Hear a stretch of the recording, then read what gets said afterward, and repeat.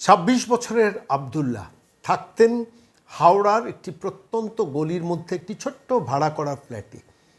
এদেশের আধার কার্ড ভুয়ো, এদেশের ভোটার কার্ড ভুয়ো, এদেশের ব্যাংক অ্যাকাউন্ট ভুয়ো, এদেশের ড্রাইভিং লাইসেন্স ভুয়ো, এমনকি এদেশের পাসপোর্ট সেটাও ভুয়ো। কিন্তু আবদুল্লাহ এসেছিলেন একসময় কাবুল থেকে এবং এসে এখানে চড়া টাকার সুদে ব্যবসা করতেন, থাকতেন হাওড়ার একটি গলিতে। কিন্তু তাকে false and fake Aadhaar card, voter card সমস্ত কিছু তৈরি করার সুযোগ দিয়েছিল তৎকালীন প্রশাসন, অর্থাৎ গত 15 বছর ধরে যারা রাজত্ব চালিয়েছেন এই পশ্চিমবঙ্গে। শেষ পর্যন্ত গত দুদিন আগে এই আবদুল্লাহকে গ্রেফতার করা হলো শিলিগুড়ির খড়িবাড়ি থানা। সেখানে অভিবাসন দপ্তরে কি করতে গিয়েছিলেন? অভিবাসন দপ্তরে সেখান থেকে নেপাল বা অন্য কোনো একটা জায়গায় পালানোর চেষ্টা করছিলেন। অর্থাৎ সেখান থেকে অভিবাসন দপ্তর থেকে পাসপোর্ট দিয়ে ক্লিয়ারেন্স করাতে গিয়েছেন এবং সেই সময় দেখা যায় অভিবাসন দপ্তর আইডেন্টিফাই করে যে এই আবদুল্লার নামে লুকআউট নোটিশ রয়েছে। শুধু আবদুল্লাহ নয়, দত্তাবাদের শঙ্কর বণিক তাকেও আইডেন্টিফাই করে যে তিনিও পালাতে চাইছিলেন। অর্থাৎ যৌথভাবে দুজনে খড়িবাড়িতে শেষ পর্যন্ত ধরা পড়েছেন।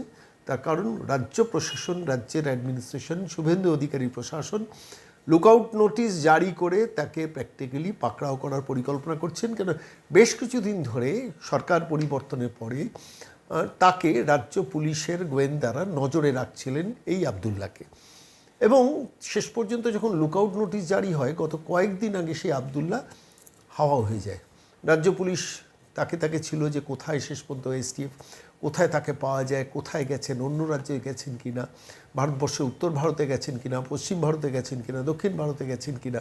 লুকআউট নোটিশ জারি হলে বুঝতেই পারছেন সমস্ত অভিবাসন দপ্তরে তার নাম, ছবি সমস্ত কিছু সেখানে চিহ্নিতকরণ হয়ে যায় এবং শেষ পর্যন্ত সেটা ট্র্যাক করাটা অনেক সহজ হয়, কারণ এখন সবটাই কম্পিউটারাইজ সিস্টেম। ফলত সেইখানেই আলটিমেটলি আবদুল্লাহ ধরা পড়লেন এবং তারপর ধরা পড়ার পর জানা গেল এই আবদুল্লাহ পালাচ্ছিলেন থাইল্যান্ডে পালানোর উদ্দেশ্যটা কি? অথচ এ রাজ্যে ব্যাংক অ্যাকাউন্ট রয়েছে, ভোটার কার্ড, আধার কার্ড, শিবপুরের ফ্ল্যাট সেখানে তালা বন্ধ করে রেখে দিয়েছে। কি চলছিল একটা রাজ্যে ভাবুন তো। আমি বলছি পরিবর্তনের সরকার যদি না আসতো, এ রাজ্যে যদি ডবল ইঞ্জিনের সরকার না আসতো, এ রাজ্যের বিদেশিদের অবৈধ কাজকর্মের ব্যাপারে তীক্ষ্ণ নজর রাখার নির্দেশ যদি প্রশাসনের উপর না যেত, মমতা বন্দ্যোপাধ্যায় সরকার এলেই আবদুল্লাহ বহাল তবিয়তে ওই নির্দিষ্ট সম্ভবত শিলবাড়ি লেন হাওড়ার যে জায়গাটা তাকে শেষ পর্যন্ত আইডেন্টিফাই করেছিল যে জায়গাটা তারা থাকতো, শিবপুরের 8 নম্বর শিল বস্তি লেনের একটা ফ্ল্যাট ভাড়া করে থাকতেন। দিব্যি তিনি থাকতেন, দিব্যি চড়া সুরের টাকার ব্যবসা করতেন। কিন্তু ওদিকে যে ফলস ভোটার কার্ড, আধার কার্ড, ফলস ভোটার কার্ড, আধার কার্ড, ব্যাঙ্ক অ্যাকাউন্ট তৈরি করে রেখেছেন, তৎকালীন রাজ্য প্রশাসনের সহায়তা না থাকলে কেউ পারত বলুন তো? একটা আবদুল্লাহ ধরা পড়ল, আর কত আবদুল্লাহ এই পশ্চিমবঙ্গে আছে জানি না, এই কত আবদুল্লাহরও পালানোর চেষ্টা করবেন জানি না। ধন্যবাদ দেবো রাজ্যের গোয়েন্দা দফতরকে যে তারা শেষ পর্যন্ত আবদুল্লাহকে গ্রেফতার করেছেন এবং তারা শেষ পর্যন্ত পুলিশ কাস্টাডিতে এনেছেন। আফগান নাগরিক, কিন্তু ঘটনা হলো শঙ্কর বণিক তিনি দত্তাবাদের নাগরিক, তিনিও তার সঙ্গী ছিলেন, পালাচ্ছিলেন থাইল্যান্ডে। এ রাজ্যে শুধু ভাইপোরা পালায় না, এ রাজ্যে কিন্তু এই আবদুল্লাহও এখন পালানোর অবস্থায় রয়েছে। তার কারণ বাংলাদেশ সীমান্ত প্রায় সিল্ড হতে চলেছে। এখন চেষ্টা করবেন অভিবাসন দপ্তরের সূত্র ধরে কোনোভাবে ফলস ফেক পাসপোর্টগুলোকে কাজে লাগিয়ে বিদেশে পালানো। শেষ পর্যন্ত ধরা পড়ল এবং ধরা পড়ার পর আমরা জানলাম যে আবদুল্লাহ নবান্নের কাছেই শিবপুরে দিব্যি ফ্ল্যাট ভাড়া করে চালিয়ে যাচ্ছিলেন, সমস্ত কিছু জাল নথি তৈরি করে। খবরটা কি জানতেন?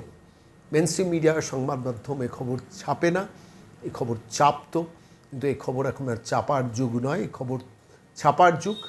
ফলত স্বাভাবিকভাবে তথ্যগুলো বাইরে আসছে রাজ্যের গোয়েন্দা দপ্তরের অন্তত সুকাজের জন্য, অর্থাৎ শেষ পর্যন্ত তারা এফেক্টিভ হয়ে এই রাজ্যটাকে এই অবৈধ বিদেশি নাগরিকদের হাত থেকে বাঁচানোর চেষ্টা করছেন বলে।